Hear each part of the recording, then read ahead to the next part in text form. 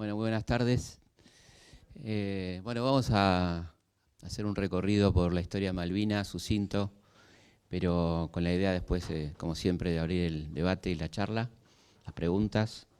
La historia de Malvinas es una historia muy interesante de un lugar estratégico. Me gustaría empezar por ahí. ¿Cuál es la importancia estratégica de Malvinas? Son unas islas que están ubicadas justamente en la zona del paso hacia el Pacífico. Recordemos que hasta 1902, cuando se inaugura el Canal de Panamá, era el único paso interoceánico que existía, el Estrecho de Magallanes, de manera tal que las islas nunca fueron unas islas inútiles o que no servían o que no tenían importancia, y particularmente esto lo tenía claro el almirantazgo británico, y por eso siempre hubo un particular interés por esas islas.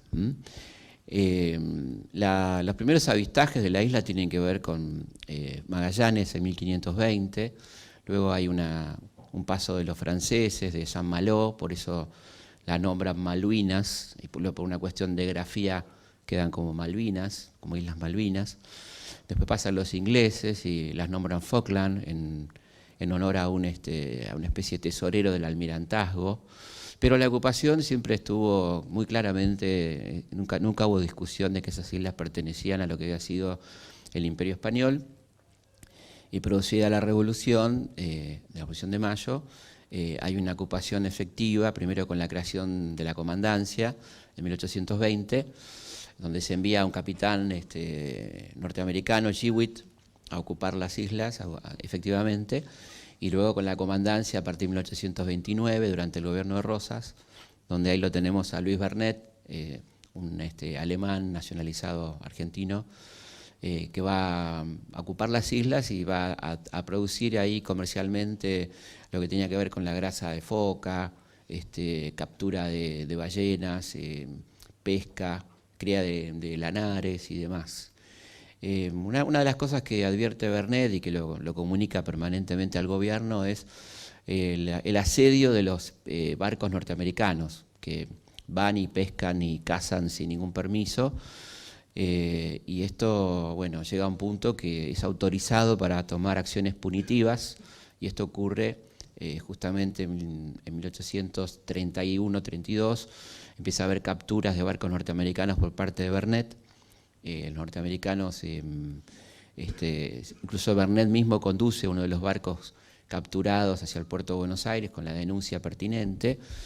Y los norteamericanos deciden directamente dirigirse a los ingleses en la persona del comandante de la escuadra que estaba sentada en Río de Janeiro, avisándole lo desprotegidas que estaban las islas y que ellos simplemente reclamarían, si en el caso que los británicos la ocuparan, permisos de pesca y de caza. Pero que realmente es una gran oportunidad el poder ocupar las islas que están prácticamente desguarnecidas. O sea que la acción de ocupación que se va a concretar en enero del 33 es una acción conjunta, digamos, de anglo-norteamericana, ¿no? Contrariando, y esto es importante porque ya que hablamos siempre de antecedentes jurídicos, contrariando una disposición que ha hecho historia, que es la doctrina Monroe, ¿no? Enunciada por el presidente de los Estados Unidos en 1824. El presidente Monroe, que hasta tuvo una avenida entre nosotros, ¿no? La avenida Monroe, como dice la gente, pero que habla de este Monroe que quedó sintetizado en aquella frase América para los americanos, en la cual exigía que ninguna potencia extranjera ocupe territorio efectivamente en América, ¿no? Sin embargo, son los norteamericanos los que propician la ocupación británica de las Islas Malvinas en 1833. Las islas son ocupadas por el commander, que sería una especie de capitán traducido a nuestro nivel de jerarquía naval, una especie de capitán de fragata, Commander Onslow, quien ocupa las islas. No encuentra mucha resistencia. Estaba en ese momento como autoridad militar Pinedo, quien es inmediatamente detenido y enviado a Buenos Aires. Él entiende, Onslow, que no hace falta una gran presencia militar, se retira, y a la retirada de Onslow se produce la que conocemos como la rebelión de Rivero, el gaucho Rivero, que también es un tema muy interesante, ¿no? Estamos hablando del año 33, Rivero era un peón, junto con algunos indios y algunos criollos que estaban trabajando en Malvinas, que estaban sufriendo situaciones de explotación gravísimas por parte de Brisbane y de un francés llamado Juan Simón, que eran los capataces de un inglés que tenía propiedades en las islas, que además de maltratarlos no les pagaba a tiempo, les daba vales de una despensa que siempre estaba cerrada, que no podían comprar los materiales que necesitaban.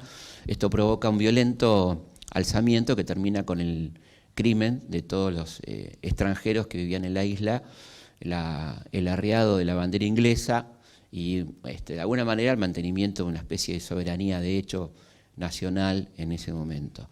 Es interesante este episodio porque cuando se produce la toma de Malvinas, sobre la que hablaremos después, en el 82, hay una fuerte discusión de cómo ponerle a Puerto Stanley, cómo renombrar a Puerto Stanley.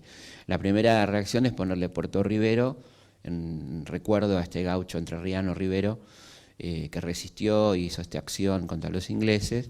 La Academia Nacional de la Historia, y esto es interesante, no fue la Junta Militar, sino que fue la Academia Nacional de la Historia la que se opuso, calificando a Rivero de bandolero, de gaucho mal entretenido y bandolero, que por lo tanto no correspondía a ese nombre, y ahí es donde entonces la corrección se impone, la corrección entre muchas comillas, se impone y le ponen puerto argentino al puerto recuperado de Malvinas. Rivero y su gente más o menos mantiene 6 meses esta situación anormal, digamos, esperando algún tipo de ayuda del continente que no llega, y en el 34 entonces sí los ingleses retoman las islas definitivamente, ya sí con una población militar más importante, y los criollos son llevados a Londres para ser enjuiciados. El juicio es sumamente interesante, los declaran finalmente que no inocentes, pero que no les pueden hacer cargos concretos y van a ser devueltos a su país, o sea, a nuestro país, llegan a Montevideo, luego a Buenos Aires, y hay versiones que no podemos confirmar de ninguna manera de que Rivero muere en el combate de la Vuelta Obligado, que Rivero es uno de los que combaten obligado contra los ingleses y los franceses. No hay documentos sobre esto, son versiones. Suena muy lindo, digamos, pero no lo podemos afirmar categóricamente porque carecemos de la documentación que acredite la presencia de Rivero en Malvinas. Este sería un poco el origen del conflicto, la ocupación completamente ilegal por parte de Gran Bretaña de las Islas Malvinas, el sostenimiento durante una cantidad muy importante de tiempo de esa usurpación. Y en el medio es interesante decir que nuestro país nunca dejó de reclamar, inmediatamente ya reclama la usurpación, lo hace primero Massa, luego lo hace Viamonte, finalmente lo hace Rosas, y ahí hay algunas cosas que son altamente interesantes, de lo que uno podría denominar ingeniería política o arquitectura política, ¿no?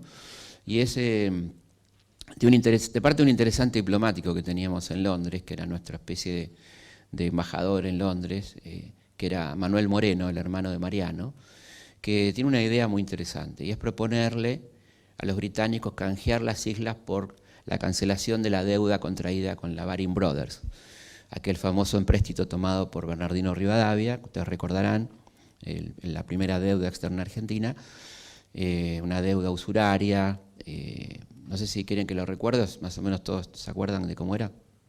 Volvemos a... Contamos rápidamente, sí. Bueno, en 1824, Bernardino Rivadavia, ministro de Martín Rodríguez y luego de las Heras, propone al Parlamento de Buenos Aires, de la provincia de Buenos Aires, la contratación de una deuda, un empréstito con Gran Bretaña, que de alguna manera venía exigiendo en todos los países latinoamericanos para el reconocimiento de la independencia alguna especie de toma de deuda previamente. Esto lo podemos ver absolutamente en todos los países, ¿no? Donde hubo un reconocimiento, hubo previamente un préstamo, un empréstito, es decir, que de alguna manera hay que comprar el reconocimiento, que para nuestros países era muy importante el reconocimiento de Gran Bretaña porque implicaba de alguna manera la ruptura de la posible unión de las potencias vencedoras de Napoleón y acompañar a España en la Reconquista, ¿no? La Santa Alianza acompañando a España en la reconquista de estos territorios. El reconocimiento de la independencia por parte de Inglaterra era algo que era necesario, ¿no? Entonces, en ese contexto, Rivadavia arma un proyecto de empréstito de 1 millón de libras esterlinas, 5 millones de pesos de entonces, con el objetivo declarado de fundar pueblos, hacer las aguas corrientes de Buenos Aires y el puerto. Buenos Aires no tenía puerto, no tenía un puerto decente, digamos, ¿no?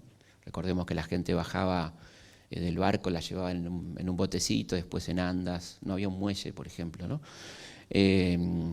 Bueno, entonces es muy interesante el debate de ese empréstito en el Parlamento, donde el diputado Gascón, el de la calle de Buenos Aires, le pregunta por qué hay que tomar empréstito, ¿no? ¿Cuál es el motivo? Si tenemos un superávit de 600.000 pesos. Entonces él dice, bueno, que en realidad es una manera de incorporarnos al mundo, de integrarnos al mundo, etcétera, ¿no? Que ya está decidido de todas maneras, porque ya tienen la mayoría, dice que de todas maneras lo van a hacer. Y ahí empieza una cosa muy turbia, que es la designación de la comisión que va a negociar el empréstito, donde hay 3 ingleses y 2 criollos, ¿no? Robertson entre ellos, y la negociación es una negociación completamente turbia, donde de entrada queda claro que si se consigue el empréstito a 1 millón, habrá 250.000 libras de comisión para los contratantes.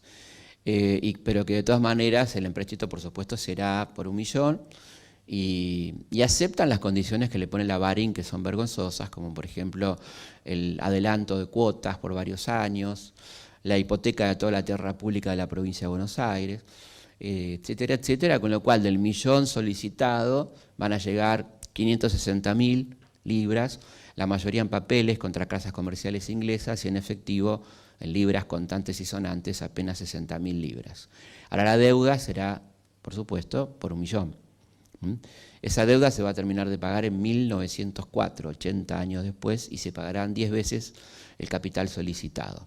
Así arrancó nuestra deuda externa, y el padre de la, así como tenemos el padre de la patria, el padre del aula, tenemos el padre de la deuda, que se llama Bernardino Rivadavia, ¿no? Por supuesto que no es él, siempre cuando hablamos de una persona estamos hablando de una clase social, de un grupo social, de un grupo de pertenencia. Él es el mascarón de proa en todo caso, ¿no? Que inició esta cuestión, y además un estilo de pedir deuda para una cosa y hacer otra.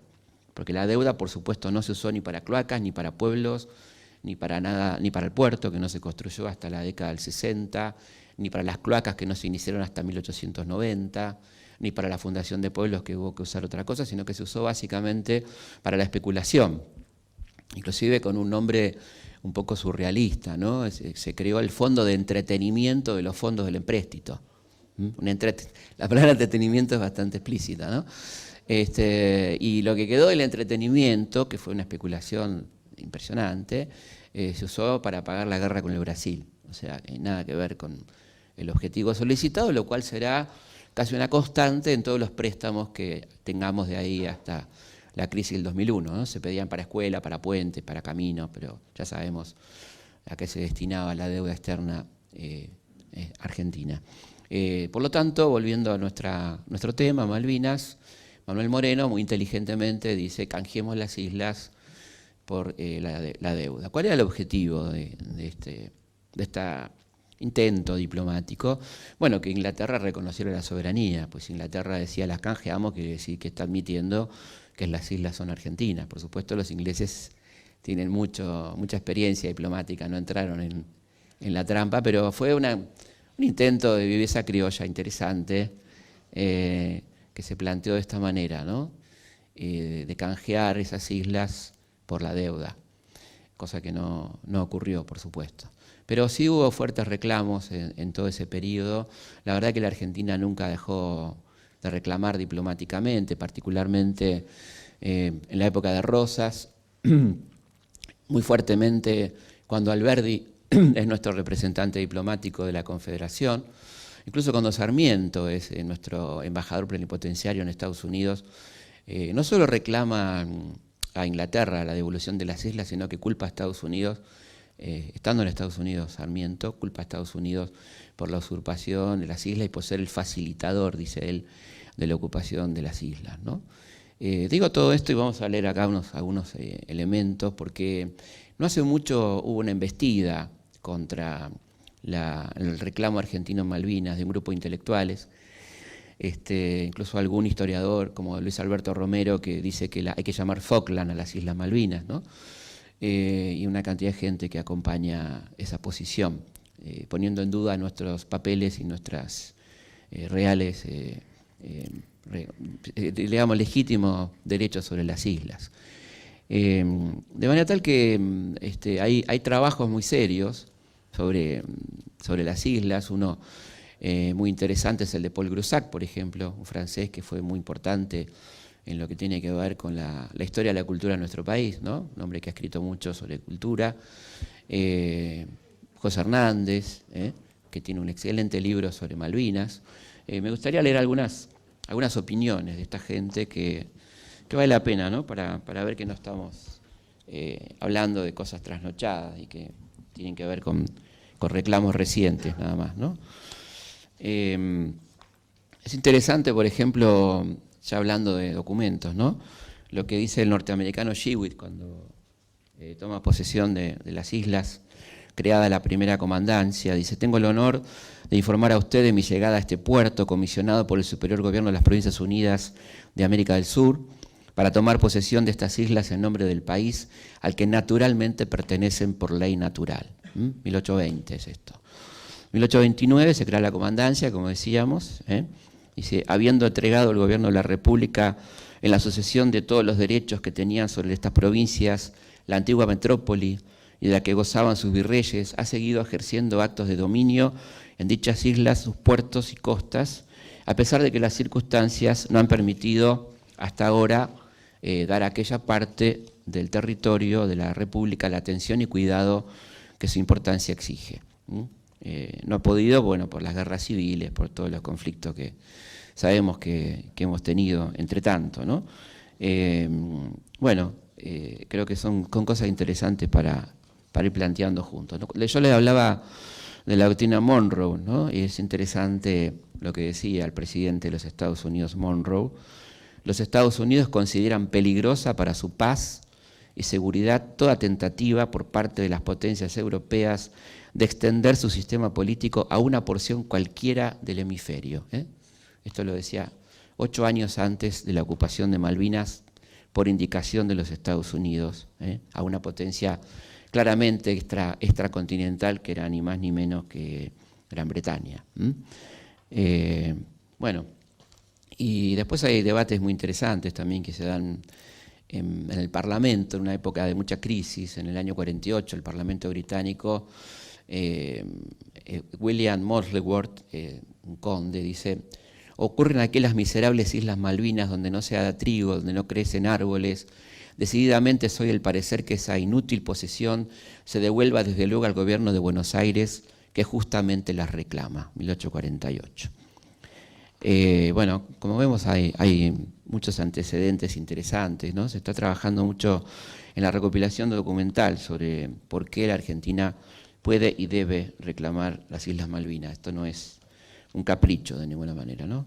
Y decía José Hernández, recordemos José Hernández, director del periódico El Río de la Plata, un periódico censurado por Sarmiento.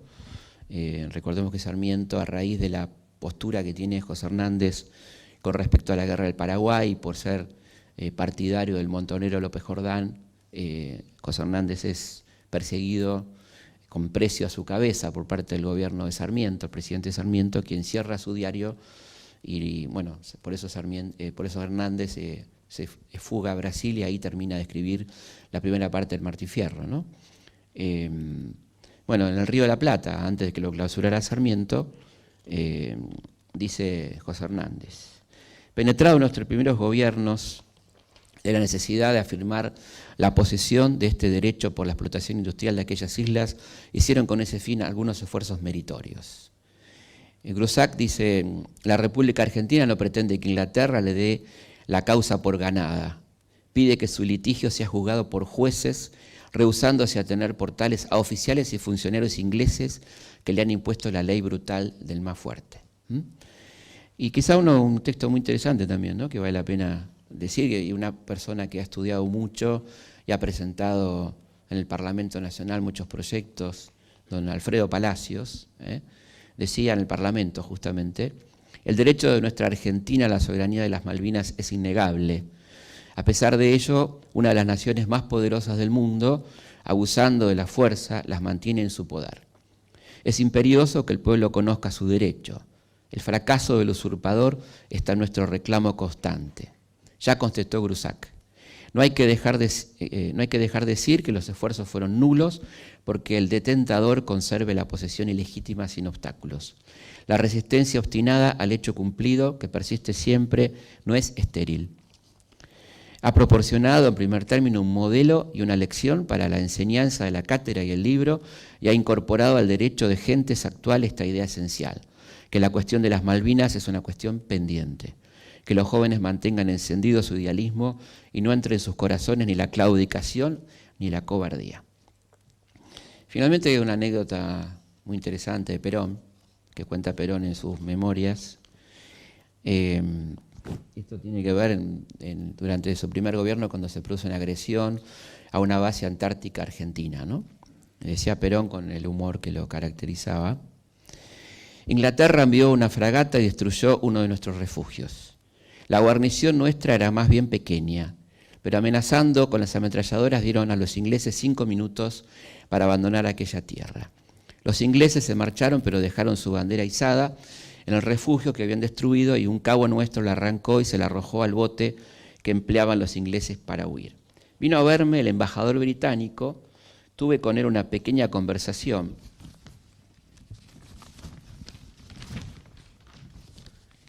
Más bien amistosa, en el curso de la cual me preguntó: ¿cómo van a arreglar ustedes este asunto de la Antártida?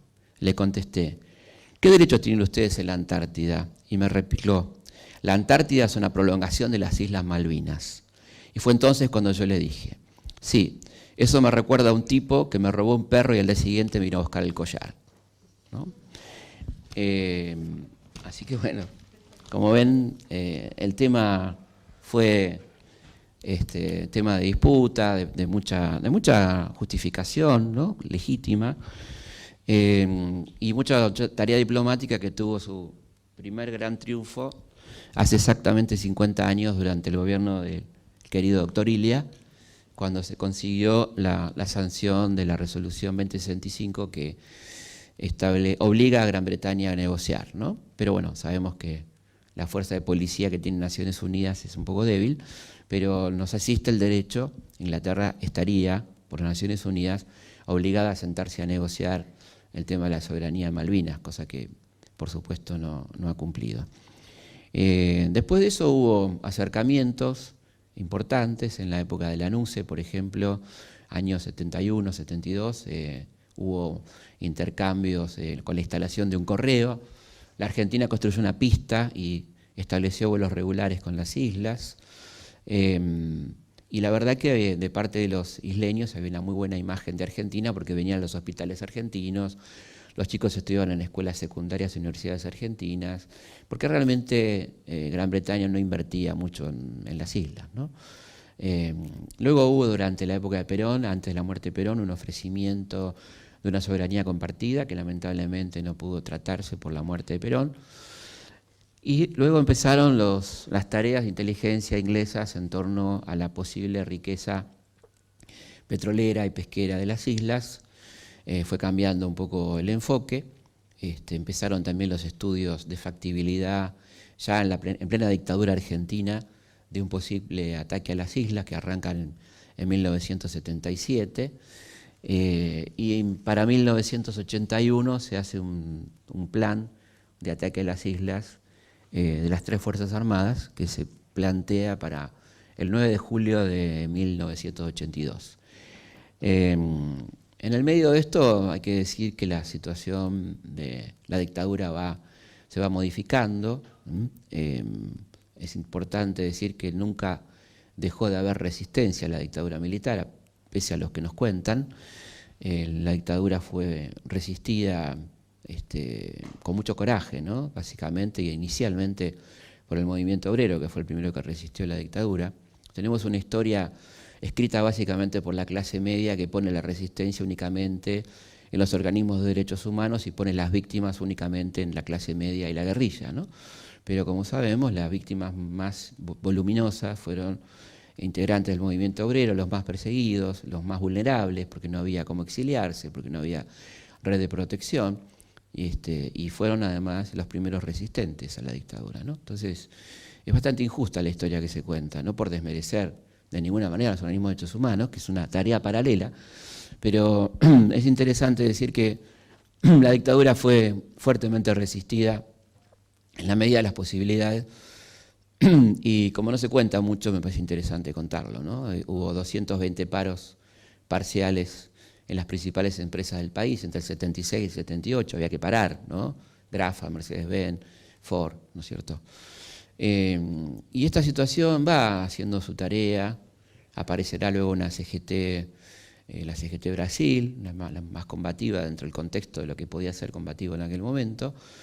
La situación económica mantenida gracias a la inyección de dólares de la deuda, de la llamada plata dulce, el Plan Martínez de Oz, comienza a hacer crisis a partir de 1980, no hay cómo sostener el dólar, ese dólar sostenido subsidiariamente, que permitía a la clase media argentina viajar al exterior, comprar productos importados, el DM2, el Miami, todo eso que tan trágico, ¿no?, para el país, porque se financiaba con deuda, no era gratis, que aparentemente teníamos una moneda fuerte, ¿de dónde, no? Mientras el país se endeudaba geométricamente, esta situación va a hacer crisis en 1980, poco antes de la retirada de Martínez de Oz, con su plan económico, sostenido a ultranza por Videla, ese tándem tan importante, por eso hablamos de dictadura cívico-militar, porque era una dictadura que tenía esencialmente a sus jefes entre los civiles y a sus ejecutantes entre los militares, con un plan económico absolutamente criminal y antinacional. Pero bueno, eso entra en crisis en el 80 y esto provoca, ya no se puede demorar más, la salida de Martínez de Oz Videla, y viene el cambio de Viola, un cambio que fracasa rotundamente con una pseudo apertura política, una apertura totalmente parcial, y finalmente toma el poder el hombre más poderoso del ejército, el más cercano a los Estados Unidos, que era Leopoldo Fortunato Galtieri, hombre que antes de tomar el poder, mientras se está preparando la operación de golpe contra Viola, que tiene que ver con el estado de salud de Viola, se hace toda una campaña de que Viola andaba mal del corazón, con lo cual nos enteramos que Viola tenía corazón, la verdad que era una novedad para todos nosotros. Inclusive nos mostraron las fotos de las radiografías del tipo, el electrocardiograma, ¿no? Bueno, mientras tanto, Galtieri viaja a Estados Unidos a hablar con Reagan, y ahí es donde Reagan dice que es un general majestuoso, Galtieri, general majestuoso. Es interesante decir que el vínculo con Estados Unidos era extraordinario, eran excelentes relaciones, ya para esa altura, ya había cesado esta cuestión de Carter, ¿no?, ese interregno molesto para la dictadura que fue el gobierno de Carter, cuestionando los derechos humanos, y entrábamos en la era Reagan, que era la etapa del neoconservadurismo en alianza con Thatcher, ¿no?, con el modelo neoliberal que se está imponiendo en el mundo, en su ofensiva contra la Unión Soviética, digamos, el bloque oriental y demás, ¿no? Una campaña muy bien orquestada con diferentes puntos de apoyo, el Vaticano, Juan Pablo II, la Thatcher en Londres, y bueno, todo ese modelo. Y que tenía en América Latina dos países emblemáticos de aplicación de ese modelo, que era Chile, que fue pionero, la aplicación del neoliberalismo, y luego la Argentina, donde también había una aplicación ultra ortodoxa del modelo neoliberal. Bueno, todo esto y este recambio dictatorial de un presidente que asume diciendo que sus prioridades eran la construcción de la Biblioteca Nacional y el terminar el Hospital de Niños Garrahan, esto dice Galtieri cuando asume, que va a ir abriendo el panorama político, las libertades públicas y demás. De hecho, a poco de asumir Galtieri se producen los recitales de Mercedes Sosa, el regreso de la Negra Sosa, o sea, hay como parece haber un poco más de oxígeno, pero ese oxígeno, por supuesto, está limitado a qué es peligroso realmente para la dictadura y qué no, porque se sigue reprimiendo, se sigue matando, siguen cayendo militantes populares, y bueno, en este contexto donde ya la crisis es inocultable, donde el dólar se disparó, ya antes de la asunción de Galtieri, con el ministro Sigó, con su famosa frase, el que apuesta al dólar pierde, y el dólar se triplicó en su valor en el peso, con respecto al peso, y una crisis económica ya inocultable que provoca conflictos sociales de envergadura, ¿no? Ya la CGT Brasil, que venía desde 1979 con una política de paros generales, casi anuales, con un alto nivel de acatamiento dentro de lo que se podía, convoca a una marcha a la Plaza de Mayo para el 30 de marzo del 82, y esto parece acelerar el éxito de esta marcha, la fuerte represión también parece acelerar el momento de decidir cuándo producir el ataque a Malvinas. Y entonces se adelantan los tiempos y luego de esta violenta represión, con más de 1000 detenidos, un muerto, otro muerto en Mendoza, se produce el inesperado para muchos desembarco en Malvinas del 2 de abril de 1982. Bueno, ahí evidentemente es una conmoción política general, nadie entiende nada. Los que hemos vivido aquel momento recordamos muy bien, ¿no?, cómo nos levantamos ese día. A mí lo primero que me asombró que escuché una quena y un charango en la radio, cosa que nunca, jamás. O sea, y después venían los comunicados número 1, número 2, ¿no? Y bueno, toda una locura, un país que se enloqueció realmente, con una muy buena campaña mediática. Recordemos que no había medios privados prácticamente, casi todos en manos del Estado, unas pocas radios privadas que se sumaban al coro oficial, absolutamente exitista, que íbamos a ganar, que teníamos todo de nuestro lado, que íbamos a ganar tanto a Inglaterra como a Estados Unidos, porque no está de más recordar que estábamos peleando contra la OTAN, no solo contra Inglaterra, ¿no? Bueno, hubo como una especie de creer que esto era posible, y además vale la pena recordar paso a paso cómo fue la comunicación, ¿no? En aquel momento lo primero que se decía es que no iban a venir a defender las islas, ¿no? Que Inglaterra iba a dar por perdida las islas después del ataque argentino. Cosa que cualquiera que recorra la historia inglesa sabe que los ingleses mandan la armada por una isla del Tigre, digamos, ¿no? O sea, no defienden hasta el último palmo de territorio ocupado. La historia colonial inglesa es muy rica en este sentido, y muy por el contrario, la Thatcher, que ve en esto una gran oportunidad porque tenía las elecciones perdidas, básicamente por su política antipopular, el cierre de las minas de carbón, las privatizaciones escandalosas que se habían producido durante su gobierno, el nivel de desocupación, de miseria, que se puede ver extraordinariamente en el cine inglés de la década del 80, ¿no? Particularmente las películas de Ken Loach, que son muy explícitas en la miseria, ¿no?, el desastre de la clase obrera en ese momento. Encuentra en esto una gran oportunidad para poder dar vuelta al resultado electoral frente al laborismo, ¿no? Inmediatamente la Thatcher no solo que decide que venga la flota, sino que toma medidas que el gobierno cipayo argentino no toma.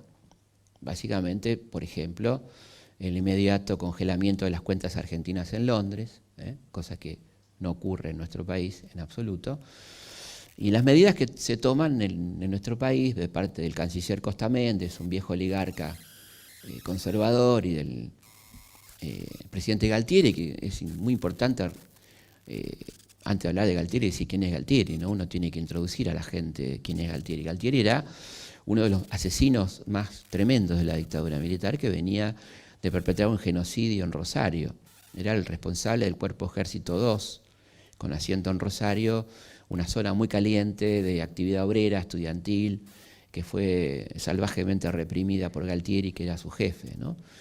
este era Galtieri, el hombre que había además tenido a su cargo las misiones militares en Centroamérica, de combate a la guerrilla salvadoreña, colaborando con los contras nicaragüenses, lo que en una lectura muy, muy rápida hizo pensar a algunos miembros de la Junta, no a todos, que Estados Unidos estaría de nuestro lado al momento de elegir entre Gran Bretaña y nosotros, ¿no?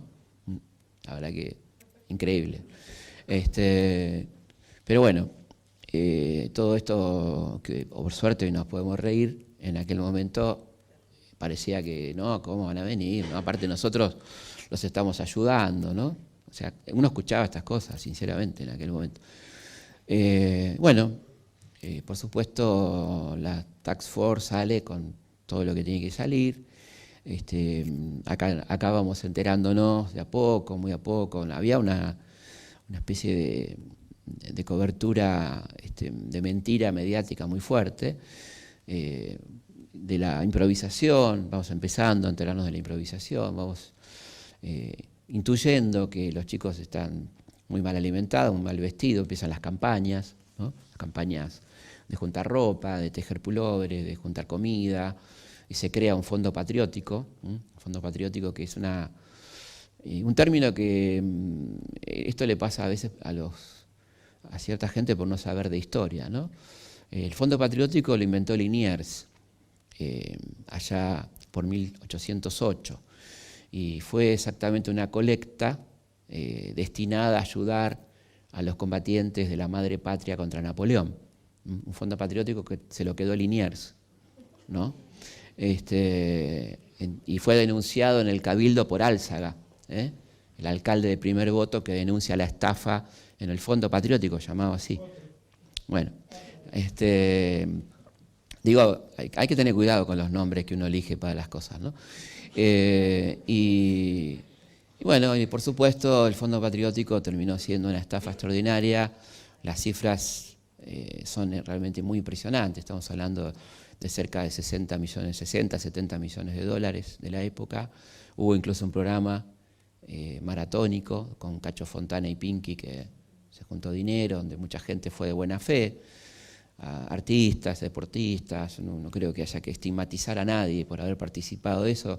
Incluyo en esto a Pinky y a Cacho Fontana, con quien he hablado, y fueron gente usada realmente, ¿no? Fontana lo entrevisté 2 veces y es una persona muy digna, que me dijo, incluso cuando le entrevisté, le pregunté por este momento, que es uno de los momentos más tremendos de su vida. Él me dijo, sí, yo participé de eso y fui absolutamente estafado, pero mi colaboración con la dictadura no fue esa. Mi colaboración peor con la dictadura fue cuando fui interventor de Canal 11. Entonces, pues, habla de su honestidad, ¿no? No se puede olvidar de esas cosas. Dijo, no, yo me arrepiento más de eso que de haber hecho ese programa, que de última lo hice con las mejores buenas intenciones, ¿no? Y bueno, él contaba, ¿no?, cómo era el descontrol, a dónde fue, que no había mucho cuidado de ese dinero, de las joyas que donaba la gente, todo lo que ya sabemos. Y hay una causa abierta que nunca terminó en la justicia, bien como tenía que terminar, de cómo se robó a la buena fe de la gente, ¿no?, que donó lo que no tenía, como suele ocurrir. Bueno, ese es un episodio negro, y después, por suerte, tenemos mucha documentación. Hay un mito que habla de que no tenemos material documental fílmico. Esto es mentira. Por suerte, en Canal 7 tenemos un archivo extraordinario de la dictadura que estamos trabajando hace muchísimos años, yo personalmente y mucha gente, ¿no? Y lo que vamos viendo es que está prácticamente todo documentado, ¿no? Entre los documentos que hay un documento extraordinario de un coronel que es el encargado de juntar las donaciones de alimentos que mandaba la gente. Esto estaba en la rural, sociedad rural, donde se acopiaban las leches en polvo. Y este señor dice, mirando a la cámara, da el nombre, no me acuerdo en este momento, un coronel, da el nombre y dice, yo soy responsable de que los chicos vengan más gordos de Malvinas como van a venir. No van a pasar hambre y van a venir más gordos de Malvinas porque yo estaba, fíjese. Bueno, desde ahí la realidad era absolutamente otra, como podemos ver en los testimonios de los sobrevivientes, en la película Iluminados por el Fuego, ¿no? El hambre que empezaban a pasar nuestros muchachos, la improvisación, la falta de entrenamiento militar, que todos más o menos sabemos, pero me parece que hay cosas más macro que son importantes de señalar, como por ejemplo la desinteligencia ante las fuerzas, las peleas entre las fuerzas, ¿no? O sea, durante la guerra la Marina está peleada con la Fuerza Aérea y la Fuerza Aérea está peleada con Ejército, ¿no? O sea, que no había un comando conjunto donde se pudiera coordinar acciones. Cuestiones políticas, cuestiones de vedetismo personal, las aspiraciones políticas de Anaya, las aspiraciones políticas de Brigadier Lamidoso, estaban por encima de la vida de todos estos pibes, que la pasaron muy mal, como todos sabemos, pasaron hambre, pasaron frío, un nivel de desprotección tremenda, un racismo y clasismo a la hora de seleccionar quién va a las islas y quién no.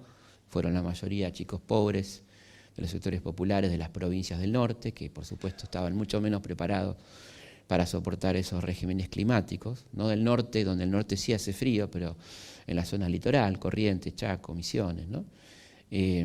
Fueron una cantidad muy importante que fueron enviados a las islas. Después hay microhistorias que son interesantes. Por ejemplo, el Batallón 5, que era de Infantería Marina, se conformó básicamente con lo que ellos detectaron que eran familiares de desaparecidos, ¿no? Y que fueron particularmente sometidos a tortura en las islas, a un entrenamiento que terminaba con vejaciones y con desgarros y a situaciones de hambre peores que el resto, ¿no? Uno podría hablar de muchas historias y por supuesto las torturas a las que fueron sometidas nuestros chicos, y acá una vergüenza mundial que sufre en este momento la Argentina, que nuestra Corte Suprema de Justicia, que ha negado la justicia a los excombatientes, ¿no? Con la firma de Lorenzetti, no sé si firmó o no firmó, pero bueno, está la firma de él, digamos, ¿no? Del resto de esta Corte disminuida, en todos los sentidos, que le negó justicia a los excombatientes de Malvinas, ¿no? Negando abrir la causa, una de las más importantes, creo yo, para nosotros, que es las torturas sufridas por la propia tropa de parte de los oficiales, expertos en tortura, muchos de ellos, en cuanto a reclamos de comida, que eran castigados con estaqueamiento, enterrados algunos hasta el cuello, en la turba, porque ahí no hay, en muchas zonas de combate no hay tierra, sino que hay turba, que es un material húmedo, similar a un pantano que sirve para combustible cuando se seca, pero que mientras tanto es algo de una humedad tremenda. Imagínense, 14 grados bajo cero, los chicos que murieron de eso, los chicos que perdieron miembros por el frío, por congelamiento, los casos de suicidio que superan en 3 veces a los muertos en combate. Al día de hoy tenemos 3 veces más suicidados que muertos. Todo esto tremendo que pasaba, con muchas acciones heroicas, un buen desempeño de la Fuerza Aérea, ¿no? A pesar de las condiciones que tuvimos, que es innegable, que aparte, ¿por qué lo negaríamos? ¿Qué sentido tendría? Como negar que hubo oficiales y suboficiales que fueron dignos, y por supuesto muchísimos soldados, ¿no? Y la miserable actitud de la comandancia, que estaba muy calentita en los hoteles y lugares de Tierra del Fuego o de Comodoro Rivadavia. Y la actitud final, digamos, no es producido, por supuesto, el ataque del que nos fuimos enterando el 1 de mayo, cuando ya hay presencia británica en las islas, a partir sobre todo de las radios inglesas, las radios uruguayas, ¿no? Como bien dice Charly García, no bombardee Buenos Aires si querés escuchar la BBC, que es lo que hacíamos todos, no escuchar la BBC, escuchar radios extranjeras. La BBC fue muy importante, incluso tuvo un conflicto donde fue intervenida la BBC durante la guerra por decir la verdad, o sea, aún en contra de los intereses ingleses, ¿no? Y los ingleses, tan amantes de la libertad de prensa, según ellos, clausuraron la BBC durante una semana prácticamente, ¿no? Bueno, muchas cosas podríamos decir, ¿no? De cómo fue esto, de lo imparable del ataque inglés por tierra, de la desconexión de las fuerzas, como dijimos antes, y de la actitud miserable finalmente de Galtieri, el comandante supremo de esta operación, cuando habla con Menéndez, el gobernador de las islas, y le dice que hay que combatir, el combate de Puerto Argentino tiene que ser hasta perder las 2/3 partes de nuestras tropas, que era más o menos 8.000 hombres, ¿no? Lo que hubiéramos perdido. Sin ningún sentido, porque no había ninguna posibilidad de resistir el embate final. Fíjese hasta dónde puede llegar no la locura, sino la criminalidad de una persona, ¿no? Y bueno, Menéndez, la única actitud medianamente coherente que tuvo en todo su desempeño en Malvinas fue decir que no estaba dispuesto y se iba a rendir. A todo esto hay que decir que Menéndez había prometido, antes de rendirse, ponerse el gorro de Patricio y pegarse un tiro. Y esto es interesante porque cuando se cumplieron los 10 años de Malvinas, en 1992, invitaron a Menéndez y a Edgardo Esteban a un programa en Canal 7, y Esteban le recordó a Menéndez y le dijo: todavía está a tiempo a cumplir con su palabra, no tenía por qué ser en ese momento, ¿no? O sea, el gorro de Patricios está, como sabe todo el mundo, un arma la consigue cualquiera, ¿no? Hay amigos que te prestan armas incluso, así que, ¿por qué no? Bueno, pero no, porque no está en su naturaleza, ¿no es cierto? Y así vino la rendición, que fue presentada mediáticamente como las conversaciones. Recordemos que estábamos en un país altamente esquizofrénico, que estaba mirando el Mundial de España, y que a veces había más interés por los partidos del Mundial que lo que estaba pasando en la guerra, a pesar de que habíamos sido expulsados, había sido expulsado Maradona del partido con Brasil, como todos recordarán, porque estas cosas no se olvidan fácilmente, por lo menos los varones. Y bueno, lo que dijo la televisión fue: se han iniciado conversaciones entre el general Jeremy Moore y el general Menéndez. O sea, se evitaba hablar de rendición, pero era más que rendición, era rendición incondicional. Incondicional con pago de costes de guerra, que hasta hace poco seguíamos pagando, ¿no? Indemnizaciones de guerra a Gran Bretaña por daños y perjuicios. Bueno, lo que empieza ahí es una historia muy interesante, la historia de la derrota, de cómo fue presentada esta derrota a la sociedad, de cómo el mismo día de la derrota, el 14 de junio, Galtieri convoca a Plaza de Mayo, como si pudiera todavía, ¿no? Si la gente fuera estúpida y fuera a escucharlo, digamos, a ver qué tenía para decir, ¿no es cierto? Entonces, por supuesto, lo que ocurre es que hay una concurrencia muy importante a Plaza de Mayo, pues esa concurrencia va a insultar a Galtieri, ¿no? Y se produce una represión violenta, nuevamente con muertos, ese 14 de junio, y evidentemente ya sí la Junta toma nota de que tiene que empezar a pensar en una retirada que de ninguna manera es una retirada desesperada ni desordenada, como se dice, sino que se van a tomar su tiempo y convocar elecciones, ¿no? Cosa que efectivamente ocurre. Galtieri tiene que renunciar y asume Viñone, quien convocará elecciones. Ahí comienza un periodo que algunos llaman de una manera muy interesante desmalvinización, ¿no? O sea, la idea de que hay que olvidarse de Malvinas, ¿no? Que es una idea muy perversa, ciertamente, porque uno puede olvidarse o puede repudiar el mal procedimiento del ejército, de las Fuerzas Armadas en Malvinas, pero no debe olvidarse de la causa Malvinas, que son dos cosas diferentes, ¿no? Y yo creo que es importante pensar esto, la idea de desmalvinizar, que estaba presente en algunos sectores del alfonsinismo, en algunos sectores de la socialdemocracia. Nos mandaban expertos franceses a hablarnos, y la idea de que no hablemos más de Malvinas, ¿no?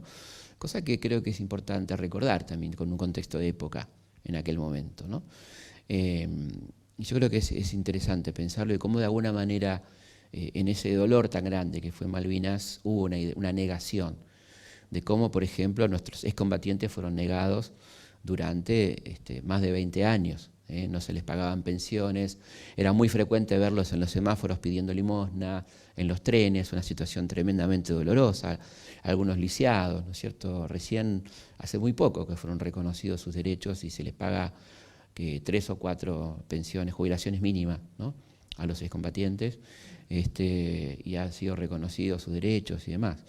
Así que hubo una sociedad que también miró para otro lado, por supuesto también acorde con los momentos que nos tocaron vivir, las urgencias, y desde ya los 90, que fue la década del olvido, ¿no? La década del indulto, la década de la desmemoria, donde había que mirar para adelante y todo esto que se nos decía en aquel momento, y además la política de amistad que tenía desde el osito Winnie Pooh, hay que acordarse de esto, ¿no? Del canciller Di Tella, la política de acercamiento donde le regalaba a los kelpers un osito Winnie Pooh con un cartelito que decía queremos ser amigos, no sé. Yo imagino al tipo que recibía esto, decía, no es serio, no, claro. Bueno, y por supuesto, nuestro presidente, el lector de Sócrates, que hay que leer a Sócrates, ¿no? Un hombre que nunca publicó nada, y leer las obras completas de Sócrates, porque, ojo, como declaró él a un medio italiano, cuando dijo cuál era su lectura preferida, dijo las obras completas de Sócrates. Lo cual en términos socráticos es muy interesante, porque eso quería decir que no lee nada, porque como Sócrates nunca escribió nada por su negativa a la transmisión escrita de conocimiento y su planteo de la mayéutica como forma de conocimiento, ¿no es cierto?, según sabemos por Platón, las obras completas de Sócrates son nada misma, ¿no? Bueno, este señor viajó a Londres, y el acercamiento a la política del paraguas, donde no se podía hablar de la soberanía, recordemos, el canciller Guido Di Tella, las relaciones carnales, todo eso que todos lamentablemente conocemos, sabemos. Y bueno, yo creo que fue una etapa tristísima, y creo que a partir de 2003 empezó una etapa más naturalmente lógica de reclamo fuerte de nuestra soberanía, que como bien decía Palacios, nunca es inútil, nunca está de más, aunque sea muy difícil, ¿no? Porque realmente Galtieri la hizo muy bien, ¿no? Galtieri lo que hizo fue hacer casi imposible que recuperemos las islas, ¿no? Entonces yo creo que es eso, sabemos que es muy difícil, sabemos que estamos compitiendo con un poder impresionante, ¿no? Con una base. Yo viajé a Malvinas en 2007, pude constatar lo que es esa base de Montplezán, el poder impresionante, es una base de la OTAN donde se entrenan los pilotos que combaten en Afganistán, en Irak, una presencia militar de más de 2.500 hombres, tiene más población que Puerto Argentino, con un despliegue militar realmente impresionante. Así que bueno, por supuesto, una operación militar está descartada, a pesar de que los medios sensacionalistas británicos cada tanto dicen que los vamos a invadir, pero la vía diplomática es una vía complicada que la Argentina, por supuesto, no solo no descarta, sino que insiste y va logrando triunfos diplomáticos como el apoyo unánime de toda América Latina, incluso sorprendentemente en la OEA lo que hubo el año pasado fueron abstenciones de los países anglófonos, ¿no? Más que votos en contra, lo cual es un avance importante. De manera tal que es una lucha muy desigual, que no hay que de ninguna manera descartar y que hay que seguir peleando hasta las últimas consecuencias, pues es un territorio que nos corresponde por legítimo derecho, y encima ahora tenemos, además, hay muertos nuestros, ¿no? Es muy doloroso el cementerio de Darwin, cuando uno va, es un cementerio con placas negras donde dice soldado argentino solo conocido por Dios, ¿no? Ahora la Argentina está reclamando la posibilidad que el equipo nuestro de antropología forense pueda trabajar la identificación de los cuerpos de Darwin. Así que bueno, es una herida abierta que cuando uno va, les puedo asegurar que es tremendamente doloroso ir a las zorras, que eran las trincheras de nuestros pibes, donde uno, en el sentido han sido muy respetuosos, los kelpers no han tocado nada, o sea, se han tapado, se pueden visitar, se pueden ver, uno encuentra zapatillas flecha, lo cual nos duele a todos, porque uno dice, estos pibes, fíjate lo que tenían de calzado, ¿no? Recordemos que la guerra va entre abril y junio, es decir, otoño-invierno en el Atlántico Sur. Bueno, son todas cosas que a uno realmente le duelen mucho ver todo eso, ¿no?